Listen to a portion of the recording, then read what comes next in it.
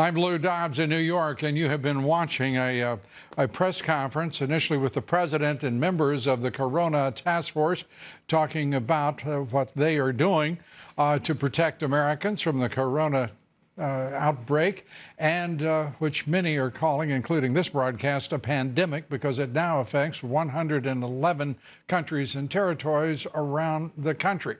Good evening, everybody. We want to talk first about what happened on Wall Street.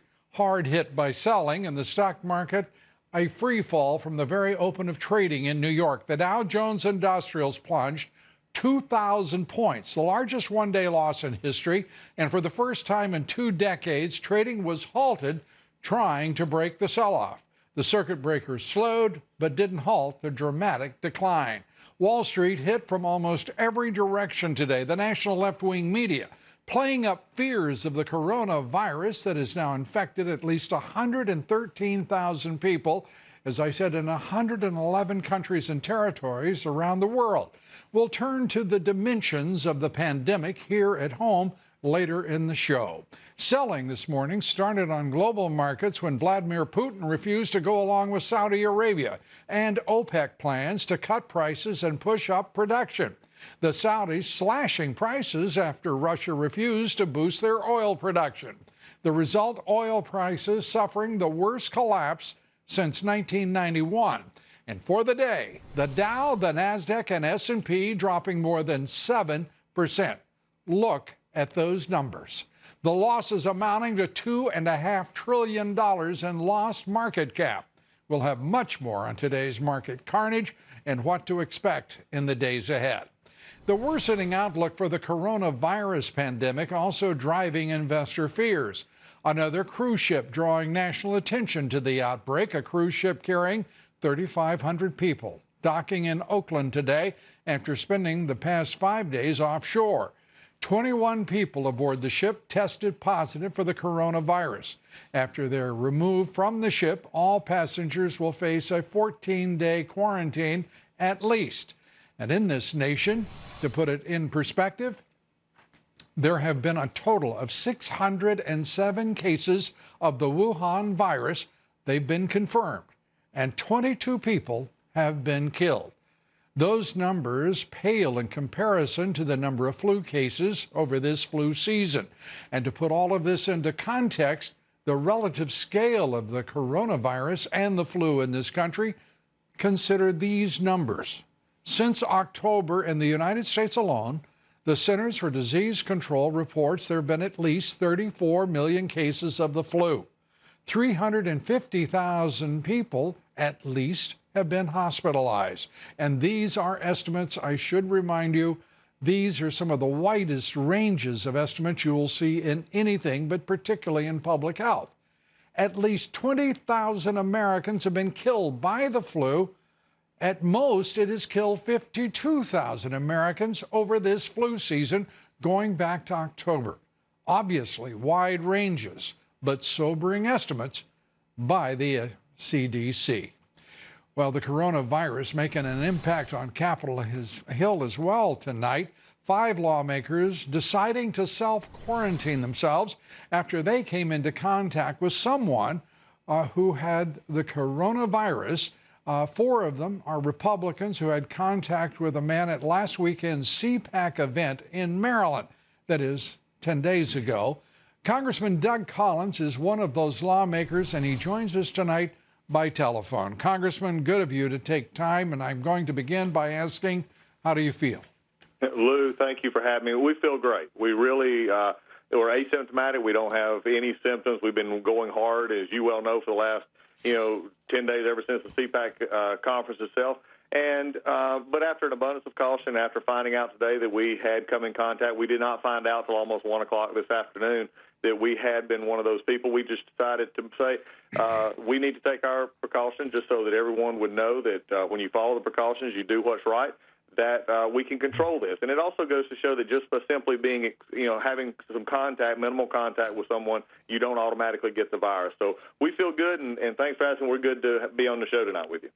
Well, Congressman, I want to compliment you first for doing the right thing, and that is self-quarantining, which is what all of the public health agencies are recommending that any of us do when we find out we've come into contact with someone with the virus or some place that might be hosting the virus, surfaces, whatever it may be.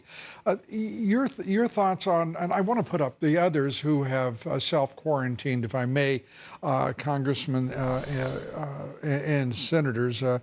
Congressman Gosar, Congressman Collins, as you are now aware, Senator Ted Cruz, and Bromley, all self-quarantining. Let me ask you this, because the question is out there right now. How closely in contact were you with the vice president or the president during your time at CPAC?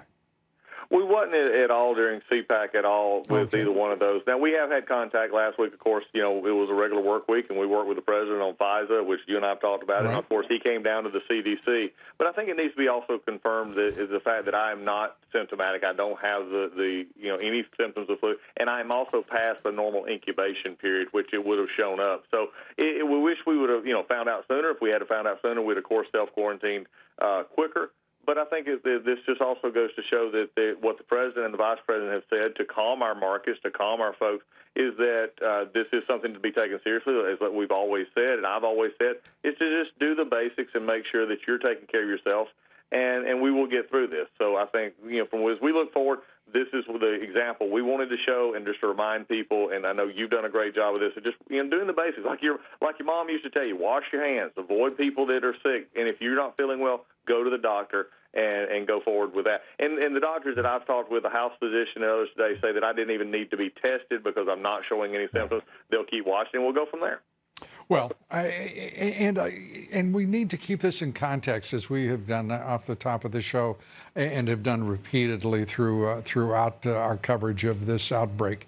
We're now talking about 22 deaths, 607 cases, and we're talking about an influenza season that ranges from October to April. And we know that there's a range, but it's only that range, of somewhere between 20 and 46 million Americans who have died. It seems that the national left-wing media, if I can put it that way, has lost all sense of context here.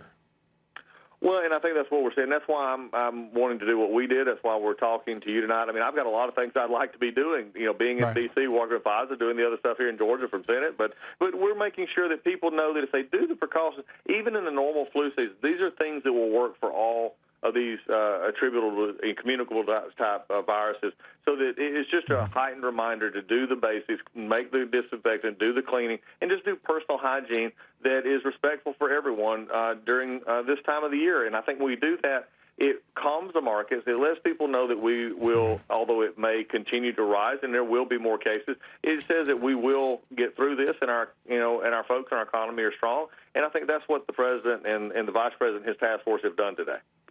And Congressman Doug Collins, you've set a terrific example for all of us, and we appreciate it. Thanks so much. Thanks, Luke. Take care. Congressman Doug Collins. Stocks today pummeled by the coronavirus fears, the price war between oil giants Saudi Arabia, Russia, and OPEC, of course. Crude oil falling almost 25% today to $31.13 a barrel. Let me say that again. The price of crude oil tonight is $31.13 a barrel. Brent crude fell 24% to $34.26 a barrel. The three main stock indexes posting their largest decline since 2008. The Dow down 2,014 points. The S&P 500 down 226 points. The NASDAQ down 625 points. You'll forgive me for rounding that off, I presume. And all of the index is down more than 7% on the day. Joining us tonight is John Lunsky, Managing Director, longtime Chief Economist at Moody's, and great friend of this broadcast. Great to have you here. Same here. You and I have seen a few markets. This one I've never seen the likes of, going back to 1987.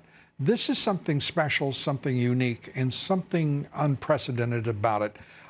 Your thoughts? Well, it's an invisible black swan. You know, we really haven't had anything like this since the Spanish flu. You remember that from 1918?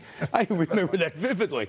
But again, there's no template, no precedent for this for people that are alive today. So we're dealing with a lot of uncertainty, and it's understandable that markets are very jittery. It is understandable. It's also understandable that there's not a big applause for $31 barrel oil, particularly since that 25% decline occurred in the course of a matter of hours overnight. This is a destabilizing event in the global economy, which is already fearful of the impact of the coronavirus, even though, and fearful of the uncertainty, because people haven't judged what that effect will be. I can't think of a time in which there have been more unknowns surrounding the market, surrounding the economy, indeed surrounding the globe, than right now. That is exactly right, and that's one of the reasons why we now look at Treasury bond yields. They're all under 1%. Even the 30-year bond yield, incredibly enough, is less than 1%. The argument had been that when we would see Treasury bond yields so low, that would be in reaction to a recession. But the good news is we're not there yet. We're not there yet, and the reaction seems to be the worst case. The reaction in terms of policy seems to be toward the worst case scenario. Not that it's here, not that it's at hand, but rather that we are, whether it's the Federal Reserve, whether it is policymakers in the White House or on Capitol Hill, they're looking at the worst case scenario, and then that is being compounded by and I'm going to say it this way, the left-wing national media who wants to make political hay out of this. And the last thing some people want to see is to have Washington actually do something to help lessen the negative impact of this virus. Right. You know, you're going to have a lot of households, small businesses that may have problems meeting their payrolls, small businesses making good on their debt obligations. We need to have some support in Washington, some sort of backup that compensates for this act of nature. And the idea that there are some steps being taken. The White House has made it very clear, not only today, but in days previous, that they're going to do whatever they can for people who do not have insurance. They're going to get tests for anyone who requires them, and perhaps even beyond that. These are all steps. I hope personally that the White House makes certain that money goes to individuals and not to necessarily NGOs and nonprofits, but rather directly to individuals. Exactly. We learned a lesson in 2008. We watched, instead of giving that money to people who were being foreclosed upon, they were giving it to banks. They were giving it to various other entities rather than moving that money directly to the people who needed it most. And we learned a lesson in 2008, and that is you can save a lot of money by spending it directly for the people who need it most. It has to be well thought out, and the aid has to be targeted. You're exactly right. And we have to think of those groups that are most vulnerable. What first comes to mind are elderly Americans and people with pre-existing conditions. Right. That's what we have to be concerned about. Perhaps that's where we first have to go out of the way to see that these groups are protected. And, you know, and I have a personal aversion to some of these words that are used. Communities, elderly, I mean, we're old people. If you're over the age of whatever it is, 60, you pick the number. Let's talk about, and if you've got infirmities, you're sick, whether whether you're at that moment actively sick or not, you're a person that has an illness of some sort. Define it, say it, talk straight. We're Americans. And our public policy people want to divide this into nonsense, in my opinion. Yeah. That's why when they talk about people being hospitalized because of the virus, I think they should point out what the average age is, whether or not they have a pre-existing condition. That might help lessen the fear factor that has arisen from this problem, this issue. And certainly older folks have every reason to be fearful here. in this contagion if it does reach their city, their community, their neighborhood. And that is because it obviously is hitting people hardest who are 80 years or older. Next hardest are 70 and older, and anyone 60 and older who also is sick in some fashion. It makes sense. Compromised immunity. And I'm pleased to hear the president and the task force talking about doing most for those who need it most. And that's exactly the way it should be. And let's not forget about those businesses that are now being hit hard by this unexpected event. Yeah. And I think that this is a country that we're rich enough, we're strong enough, we can set a standard for the world. And I'm pretty sure that's exactly the way this period that is so uncertain right now will be remembered in the years ahead. Yeah, you have to go beyond broad-based interest rate cuts or tax cuts, and again, target the aid so it does the most good. Absolutely. John Lunsky, how soon do we get out of it? Well, aren't you glad aren't you glad I'm going to go ahead and make this forecast, and if I'm right, of course, I get the Nobel Prize in economics. You'll get the Dobbs Prize for sure. Okay, we'll be out of it perhaps when the heat of summer comes. Thank you very much. A rate and a date, as they say. Thanks so much. Getting in trouble now. John Lunsky. Up next, some American technology companies are more than willing to sacrifice national security for their own bottom line. And they actually have the chutzpah to stand up and say they're just worried about the trade deficit. Forget national security. We'll take that up with someone who never forgets about national security. The Hudson Institute's Michael Pillsbury joins us here next. And Attorney General William Barr on Capitol Hill talking FISA reauthorization with Republicans. What kind of deal are they making? Or are they making a deal? Well, we'll find out. Judicial Watch's Tom Fitton, who watches such things closer than anyone, joins us next. Stay with us.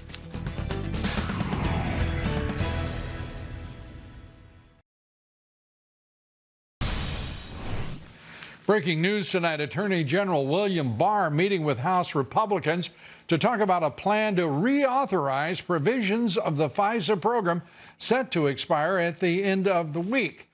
Fox News being told that both sides tonight appear close to a deal.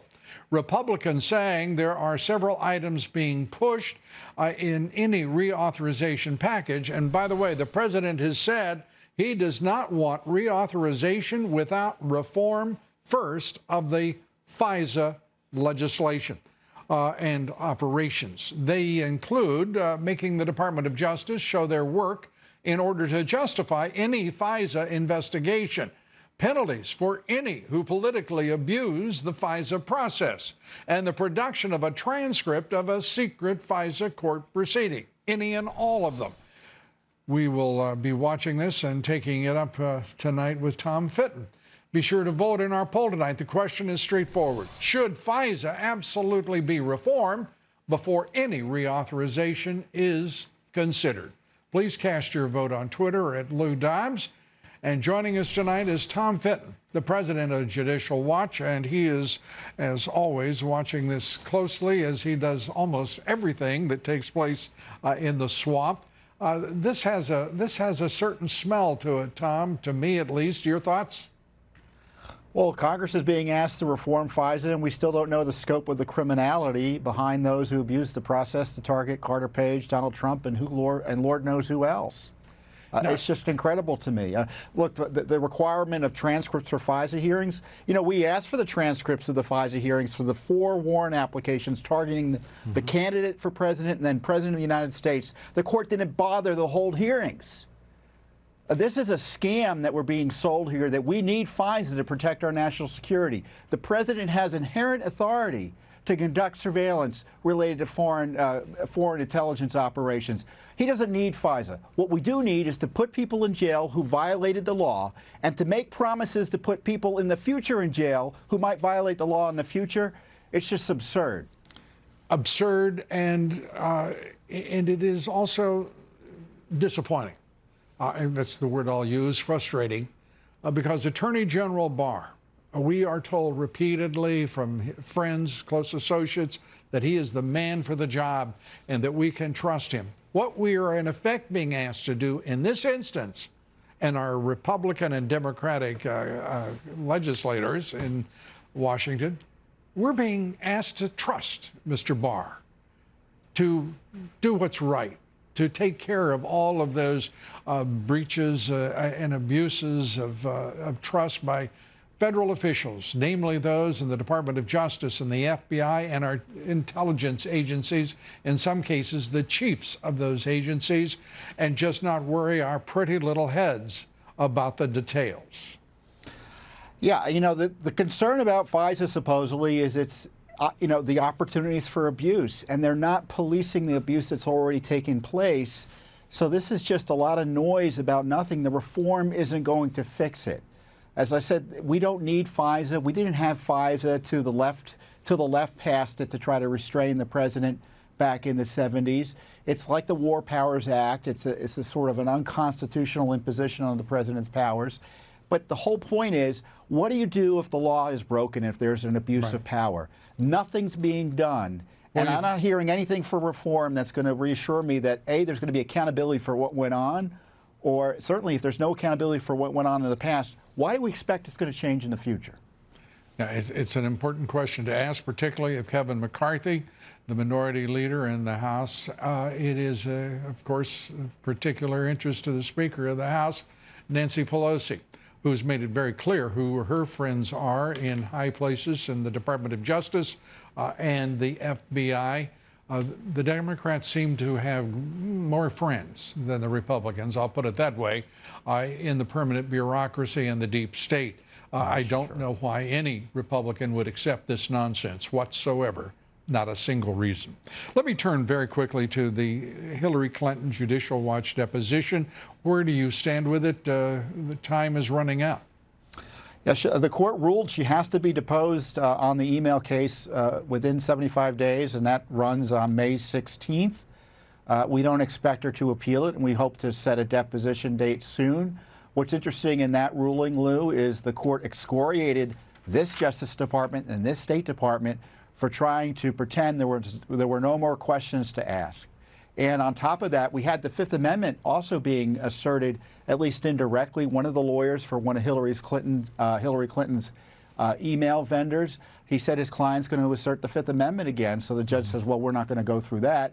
So again, the Fifth Amendment raises its ugly head here. And on top of that, Hillary Clinton, after all of this is happening, over the weekend, says that concerns about the emails are bogus. So we have an indication of her view of the court's concerns about what she did with her email system. Tom, I would like to take up so many things, including the Biden criminal enterprise, but we'll save that for another day. We're out of time. But I do want to quote Judge Royce Lamberth's order. I think that the audience would be well served to see this, but if we could put that up. Clinton email system was one of the gravest modern offenses to government transparency. That from Judge Royce Lamberth in his court order. Tom Fenton, thank you very much. Appreciate it, as always. You're welcome, Lou. Up next, one CEO says his company has a vaccine ready for human trial to fight the coronavirus. He says it'll be ready for the open market. We take it up with Dr. Oz later here tonight. And China's economy feels the pain of the virus. We'll take it up with Michael Pillsbury. Stay with us.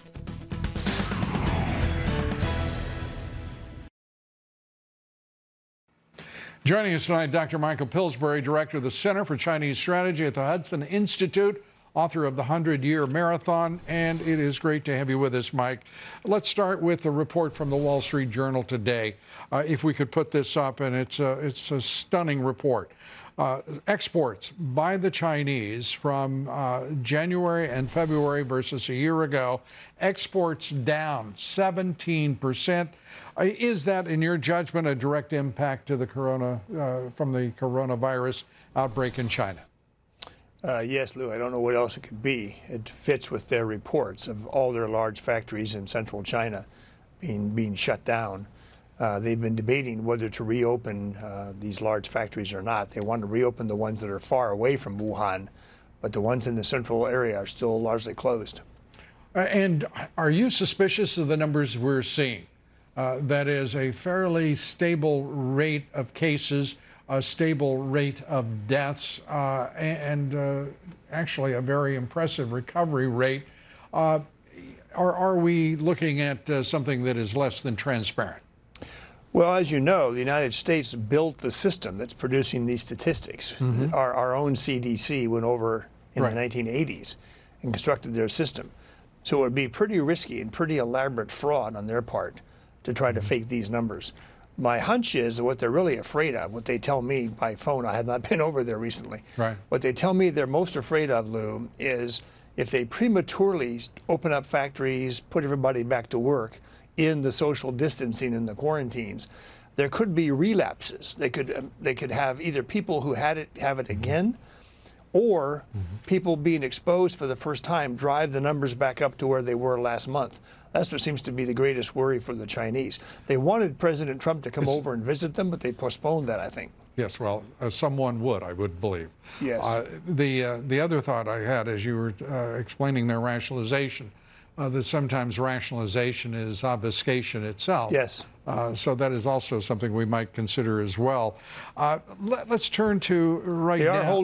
They are holding back some important information. Every now and then they come out with a study, the one last week about how those over 80 are being hit 15% lethality.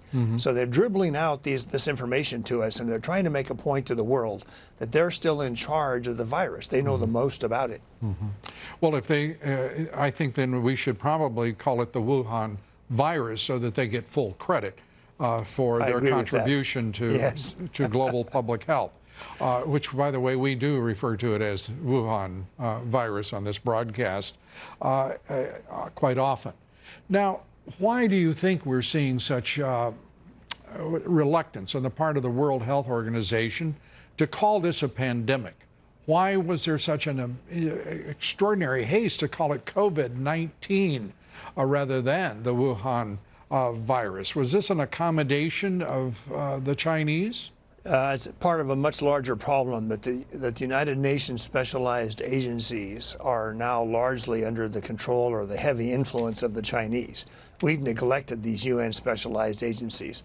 I'd say there's 3 or 4 that are definitely under Chinese control. They just tried to nab the, believe it or not, Lou, the World Intellectual Property Organization was going to elect the Chinese as their leader. We beat them on that. A very aggressive American ambassador in Geneva orchestrated an effort to stop that. But WHO is largely lost in terms of their Chinese attitudes. They just can't say enough positive about China when it's not justified. And the president is maintaining the tariffs against the Chinese, shows no sign whatsoever of softening, despite some influence within his administration to do so. We have about 30 seconds. Your response. I think a lot of the friends of China inside our government have been activated by the Chinese as a humanitarian gesture, you know, please lay off on some of these things. But I don't think the president's going to do it because some of these are core issues to his own election. Intellectual property theft, the China 2025 program. He's just not going to change. I'm going to use up 15 of your seconds. Have we seen any sign that they are pulling back in their theft of our intellectual property?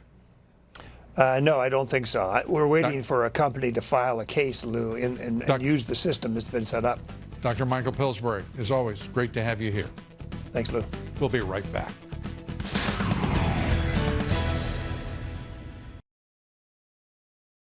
Joining us tonight, former Reagan White House political director, Republican political strategist, and savant, Ed Rollins, also Fox Business political analyst, Pulitzer Prize-winning columnist for the New York Post, Fox Business contributor, great American, Michael Goodwin. Both are great Americans. I just say it more often in connection with them. Good to have you. We both. appreciate it. Thank you. Let me turn first to the race tomorrow. Bernie was supposed to break through in Michigan to stop Biden. The most recent poll is up 25%. Is this thing over? Certainly feels that way. Michigan was supposed to be something of a firewall for Sanders because he won it 4 years ago over Hillary Clinton. The polls showed her running away with it, and so naturally she sort of loafed around, and he worked hard and pulled off a surprise victory. But it's hard to see any surprise this time around. You get the sense that the air is coming out of him pretty quickly. 352 delegates up in all of the races tomorrow. Who do you think will prevail across most of those? I think that Biden will. Hillary lost Michigan by 1 point and 4 delegates last time, and it was viewed as a big victory for Biden, for Bernie for a turnaround. I think at this point the governor's endorsed Biden. I think Biden's now the flavor of the year for the Democrats. He's their placeholder. He's the none of the above for Trump, and I think with the exception of possibly Idaho, I think everything else. Washington was a caucus last year. Mississippi, I think, is a black state over bigger black population than South Carolina. So my sense is it'll be a good day for Biden. A good day for Biden, and this could be it driving forward. Yes. Very hard to see how Bernie catches up if tomorrow turns out the way Ed just suggested, and I think there's no reason not to think it will. Does any part of you secretly hope that there is a big surprise and that Bernie breaks through? Yes, it would be nice to. Be a better story. Well, and also I think Biden remains untested in so many ways, and if there aren't going to be real debates, if Bernie is sort of out of it. Yeah, I mean, in the primary system. I have to take exception, sir. There's going to be a real debate, but they've just made it just so Joe Biden wouldn't have to stand up for the whole debate. Or Bernie. Or Bernie. But, I mean, what is this? All of a sudden, Biden can't stand up for an entire 2-hour debate? Well, interesting tonight on another show that was pre-taped today, he wants the president to be quiet. He said the president is making too much noise relative to the virus. For 40 years. Which show was that? It's I think it's an MSNBC show, so it's either Maddow or whatever. But it was taped earlier. I didn't know you watched that. I heard the promo. People have been wanting Biden to be quiet for about 40 years, and they definitely want to be quiet for the next 235 days until the election. So what have they got to hide here? Because he makes absolutely disastrous remarks day after day, time after time. Is it their strategy then to hide him? Well, the more and spring the surprise on the American people when goes into a debate with President Trump? I mean, that'd be the more you see him, I mean, he does make you nervous when you kind of wonder what's going to come out. Doesn't make me nervous. Well, I mean, I just can't wait. Yeah, but over the weekend, he basically said, "But we have to reelect President Trump." I mean, he could not get through a simple sentences, and this is not just gaffes or maybe misstatements. He's saying what he really means. Well, maybe. What do you think? Well, he also said last week he had a big day on Super Thursday. I think the reality is he's not what he once was, and he never was particularly articulate. And I think the thing that bothers me is that all the mainstream media is saying, well, you can't go after him now. He's a decent man, and it's unfair to go after all these things. Well, we're going to go after him. We're going to go after him big time because there's a lot of things that he and his family have done and a lot of things that he's done that are part of the record.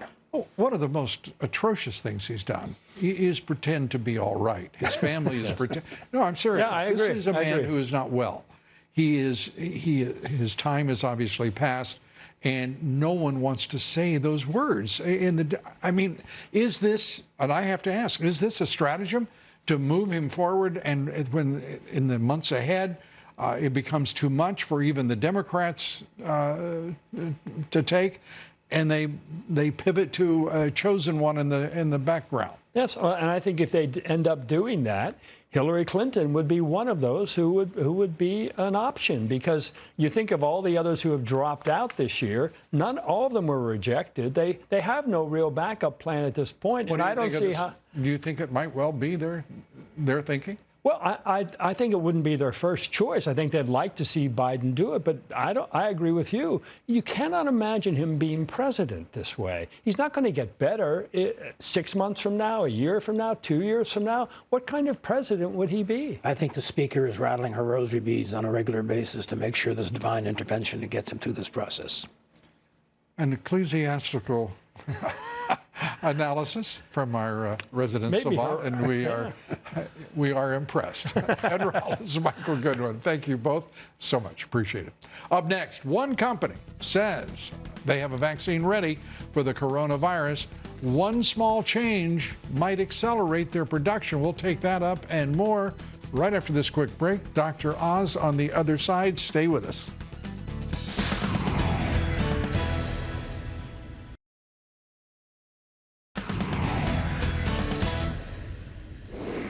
A Texas-based genetic engineering company, Graphics, says it has a vaccine for the coronavirus and is very confident in its efficacy and will soon begin testing in animals. Their chief executive officer says the vaccine will be ready as early as the end of the year, but adds one thing could make that process happen much faster. Yesterday was the first time I heard people say it's a pandemic. If it's truly a pandemic, then you can pretty much do whatever you want. The process is roughly 4 weeks for the first animal testing, and then you go into human trials. And that's the part that will be determined by the government. Determined by the government. So what's going on? Dr. Mehmet Oz, host of the Dr. Oz Show, director of Columbia University's Integrative Medicine Center. Great to have you with us. Thanks, Lou. There you heard the CEO say, with the designation, because I've been asking this question of everyone, whether it's Alex Azar, HHS, whether it's Dr. Fauci, whomever.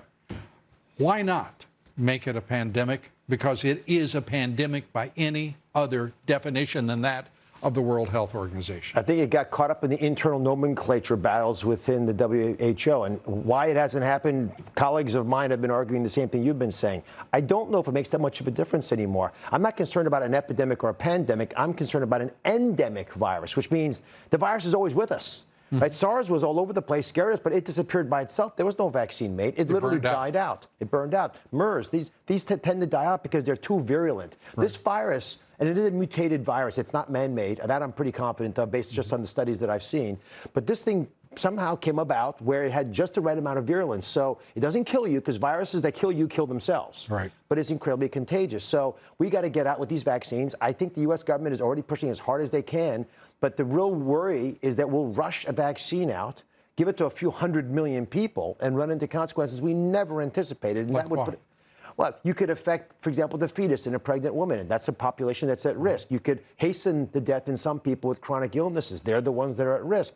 And here's the thing. I just before walking out on the stage saw some of the data from Korea, which is very different from the data that the Chinese CDC shared us. It's a much lower incidence of death, which means if I've got a population that's not dying any more commonly than the flu virus kills us, why would I take a big chance with a vaccine? I don't want to slow it down. Certainly we don't want to waste time that otherwise we're just in a bureaucracy, but move it along, but expect it to take a year, which is what everybody I trust in the space has told me is a reasonable expectation.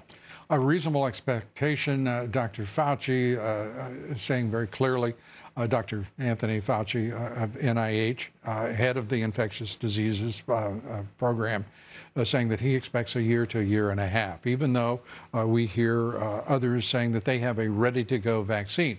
And the definition, by his reasoning at his firm, with a vaccine that's ready to go, is that WHO designation or designation by the Centers for Disease Control makes it possible to expedite. And you know, one of the great political issues here will be when we're in a few months ahead, we're looking back on what was decided, what wasn't. They're going to be asking, did we do everything we can as quickly as we can if we have, God forbid, a huge number of fatalities? Well, I spoke to Seema Verma today, actually, on Fox News, and she's pretty clear about the fact that they're doing everything humanly possible to deal with the acute issues, like do we have enough hospital beds, do we have enough ventilators, and do we have enough testing kits? Do you think we do?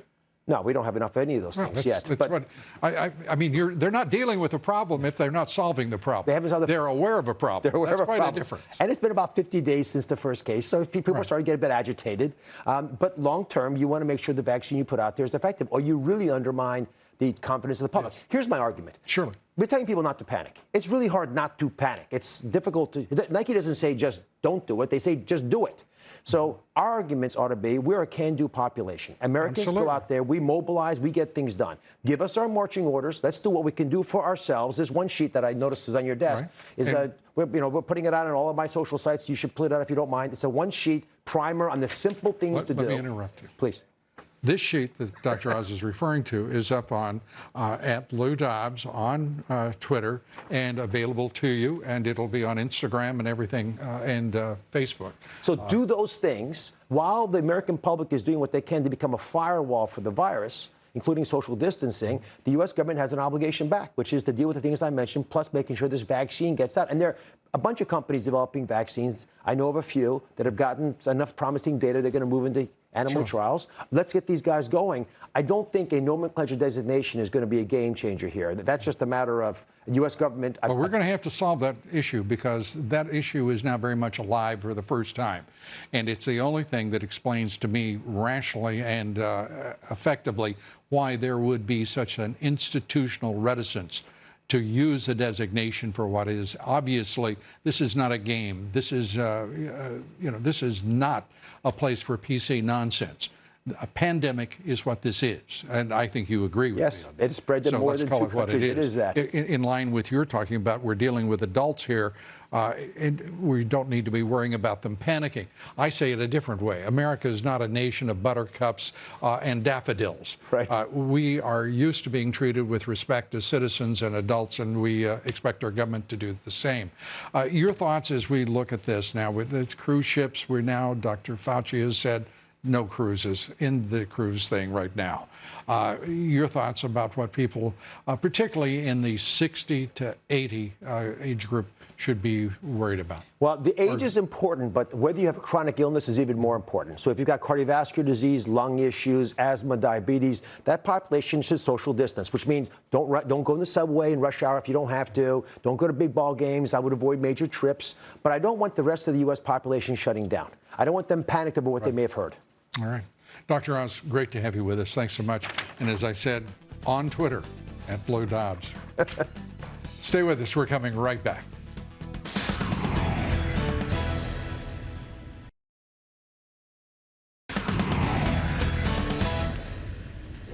In our poll Friday, we asked the question, if you think the radical Dems will ever give up their pursuit of overthrowing President Trump, 97% of you said no.